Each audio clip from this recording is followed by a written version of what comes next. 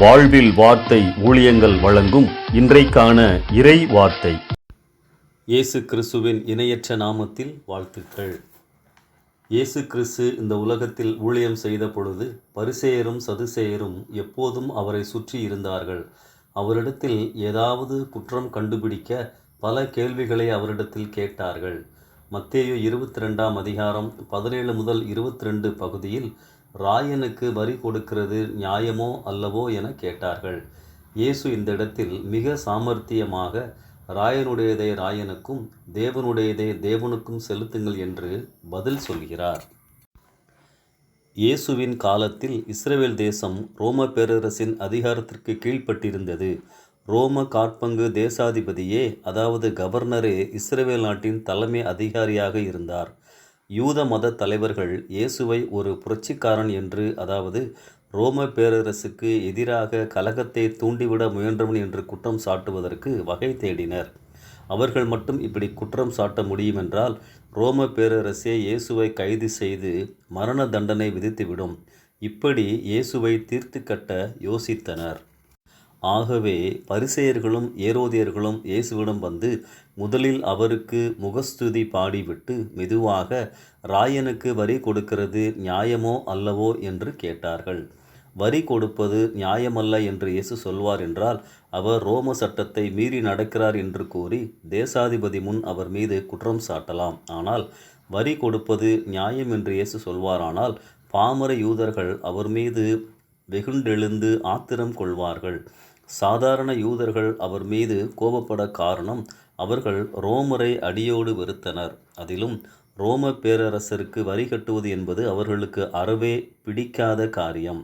ஆக இயேசு என்ன பதில் சொன்னாலும் அவருக்கு பிரச்சனைதான்.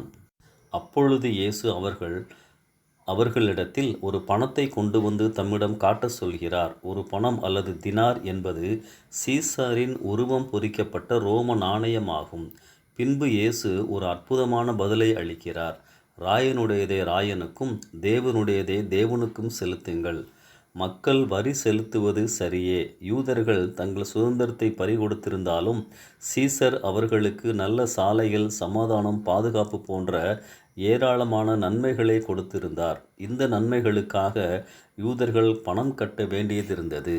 இயேசுவின் காலத்தில் ஒரு மனிதனின் முத்திரையோ உருவமோ பொறிக்கப்பட்ட எதுவும் அந்த மனிதனுக்கே சொந்தமானதாக கருதப்பட்டது. ரோம நாணயத்தில் சீசரின் உருவம் பொறித்திருக்கும். ஆகவே அது சீசருக்கு உரியது. அதுபோலவே மனிதன் மீது தேவனுடைய முத்திரை பொறிக்கப்பட்டுள்ளது எனலாம். மனிதன் தேவனுடைய சாயலில் படைக்கப்பட்டவன். எனவே மனிதன் தேவனுக்கே சொந்தமானவன். நமது வரி பணங்கள் சீசருக்கு சொந்தமாகலாம், ஆனால் நாமோ தேவனுக்கே உரியவர்கள்.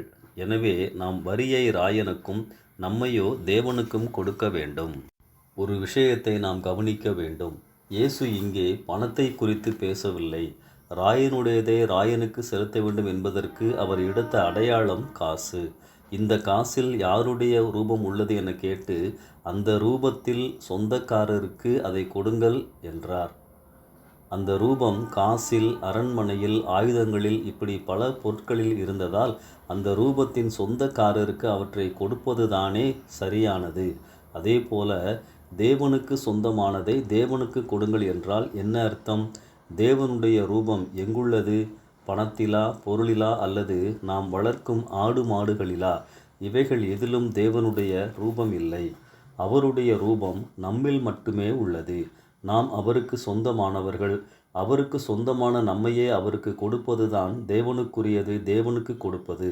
இதைத்தான் இயேசு இங்கு சுட்டி காண்பிக்க விரும்பினார். தேவனுக்கு நாம் தான் முக்கியம்.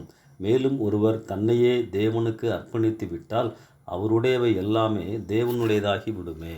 எனவே நாம் தேவனுக்குரியவர்கள். எனவே அவருக்குரியதை நாம் அவருக்கு கொடுக்க வேண்டும். நம்மில் இருப்பவைகள் எல்லாமே அவருக்குரியவைகள் என்ற புரிதலோடு இந்த நாளை ஆரம்பிப்போம். கர்த்தர் உங்களை நடத்துவாராக. ஆமென்.